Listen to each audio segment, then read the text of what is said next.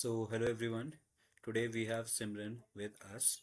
Welcome to the second episode of From the Global Eye Initiative. Today we are going to talk about one of the most prominent and current plus recurrent issue, which is Trump and the role in Panama Canal. Firstly, I would like to ask Simran to introduce yourself and give us a brief insight about your work.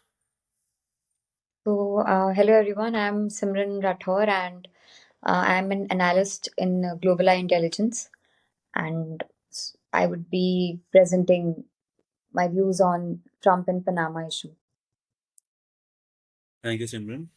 Firstly, I would like to ask to you about what is the historical context of Panama Canal? And as we are talking about Trump and all that, so what was the role of USA during the construction as well as the control of Panama Canal initially, as well as how does that transfer took place towards the whole canal? Okay, Panama is basically a vital logistic and trade hub because of its location between Atlantic and Pacific Ocean. And the famed canal, Panama Canal, holds 6% of the global trade and is the second strategic man made artificial waterway and free trade zone in the world. So it offers a faster and economical route between the industrially developed North America and Asia. So the ships don't have to sail around South America, which is southernmost part of Cape Horn, which shortens it by 8,000 nautical miles. And if the ships sail from Europe, East Asia, and Australia, they could reduce 2,000 nautical miles by using the canal. Basically, the main figure behind the construction of Panama Canal was President Theodore Roosevelt, and in 1903, US helped the independence of Panama from Colombia after it rejected the Hay-Herran Treaty, which gave birth to Hay-Herran-Varela Treaty, which happened between US and Panama, which granted US complete control of 10 mile strip that is around 16 kilometers. So, though it remained controversial as it was said that it is signed without Panama's approval by Philip Jean Varela, which happened with the Secretary of the State, that is John Hay. So, Panama was guaranteed its independence and received $1 million plus an annuity of $250,000 beginning 9 years later. So since 1914, US has been exclusively managing the canal for its political, commercial, and military interests, leaving Panamanians with no control. It was, in fact, a very fenced surrounding around the canal, which was not at all accessible to the locals and became one of the most valuable piece of land in Panama itself. So by the mid-century, the canal zone was governed by the US appointed governor, and the judicial matters were taken by the persons appointed by the governor. And even US military forces were stationed in the zone to ensure wartime operations. So in 1977, which was effective from 1979, Panama's General Omar Torrijos and US President Jimmy Carter signed a Panama Canal Treaty, which ended all the prior agreements and uh, ended all the prior agreements. And uh, so that point about the treaty was actually the last point of the first question. All right. So now we'll start with the second question. So, Simran, I just want to know that Panama Canal has always been there for years, and it has been a broader foreign policy part of USA, as well as for the whole North and South America as a region. But why this news have been recurring so much in the current geopolitical trends, and what relevance does it hold for the Trump 2.0 policy? So Trump has recently called Panama Canal a vital national interest, significant to US economy and security interests. So it has also threatened its return if it doesn't align with America's interests, security interests, and economic interests. Trump's critique is basically focused on high toll fees for American shipping and canal strategic management, basically stressing on Chinese increasing regional influence that has intensified the issue. So I think this is the main concern uh, which has highlighted Panama in the recent times.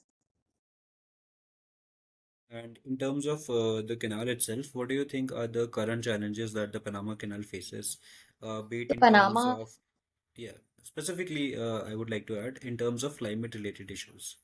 Okay. So Panama has experienced several droughts in recent years, including a prolonged drought that began in early 2023, which has limited canal transit and slowed down the mining process also.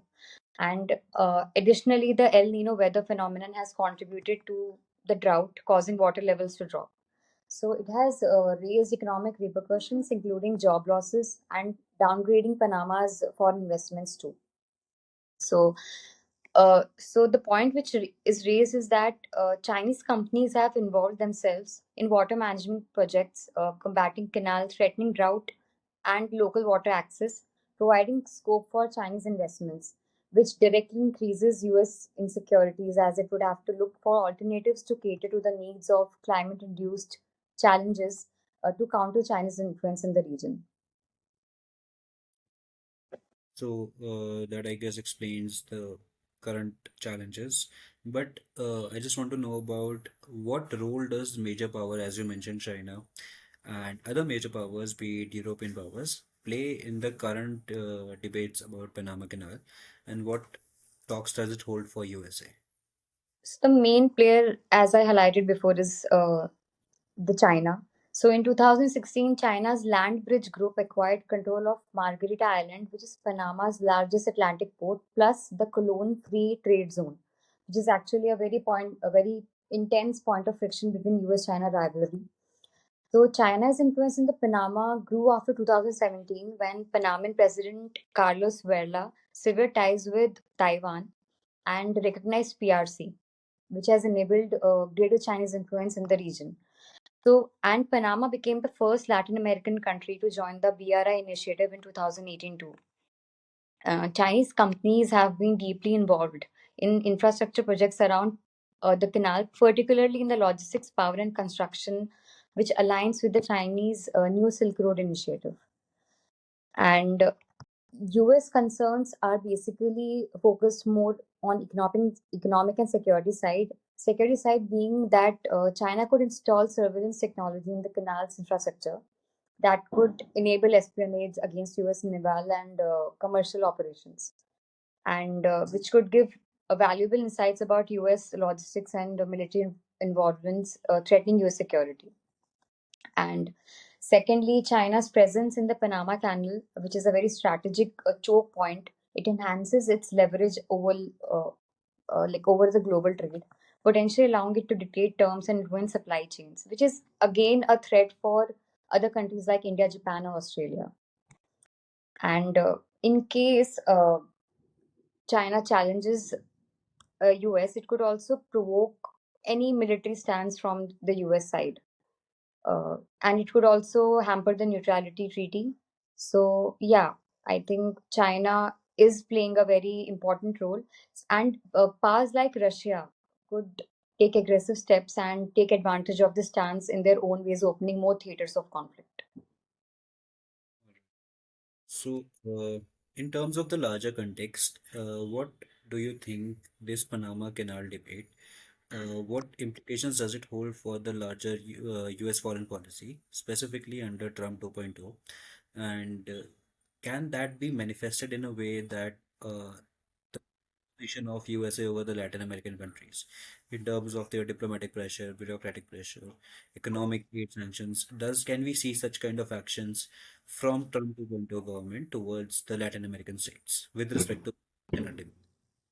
So, looking at Trump 2.0, firstly, it would uh, uh, try to lessen its resilience on the choke points and diversify the routes, especially the Arctic passages, the interoceanic corridor of eastwards that would strengthen US Mexico trade and strategic interests. This corridor also connects the Pacific and Atlantic Ocean, offering a cheaper and faster alternative to Panama Canal.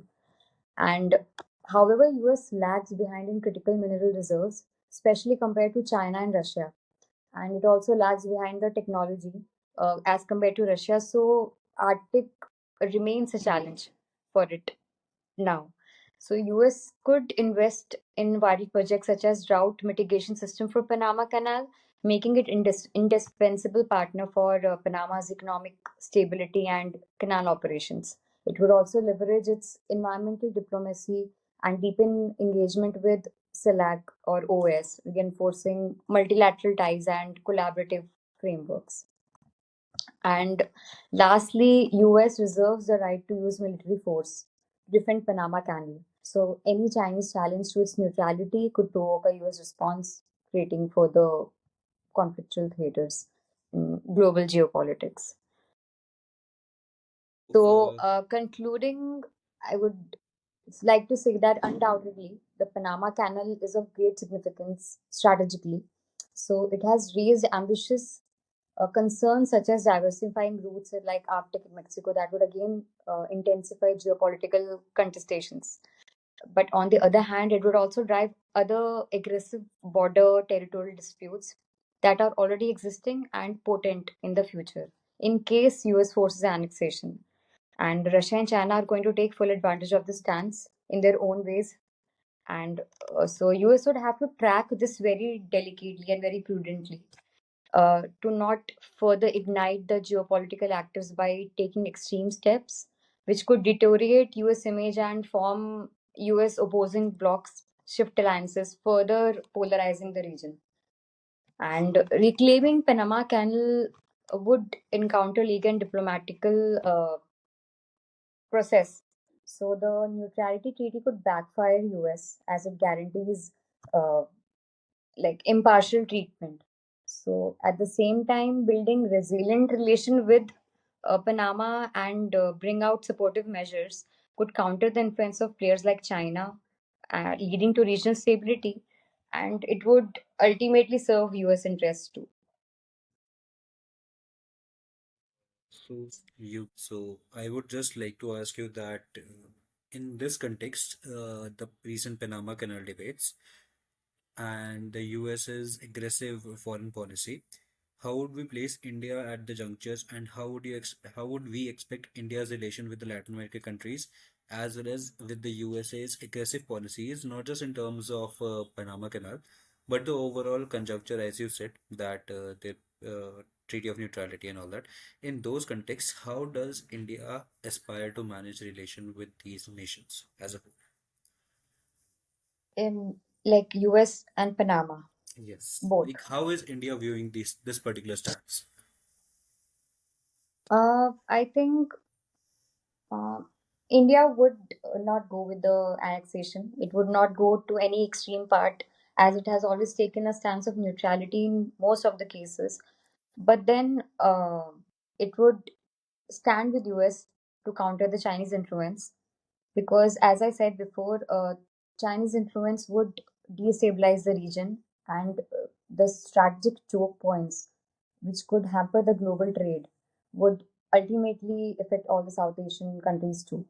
And even the Indo Pacific would be affected in this scenario. I don't think annexation is going to be of the future, but then we never know anything in Trump 2.0 uh, time. But then India would try to stand with US if it uh, has to go against the Chinese influence. So yeah. But then I think annexation and any extreme step would not be the India stance in this. So, there are three steps for India, I believe. Firstly, being supportive of a particular decision. Secondly, being outright against it. And third is to be a bit silent about it, as we have seen in multiple occasions in terms of international organizations voting. So, I also Yeah. believe that in terms of its larger national interest as well as its broader foreign policy goals, uh, India must need to have a multi-alignment stance Yeah. towards the region as a whole. So it was lovely interacting with you, Simran. Thank you for your valuable insights, and I hope we Thank you. could connect more on any future geopolitical issues as well as the strategic issues with respect to India. Thank you, Simran. Okay. Thank you.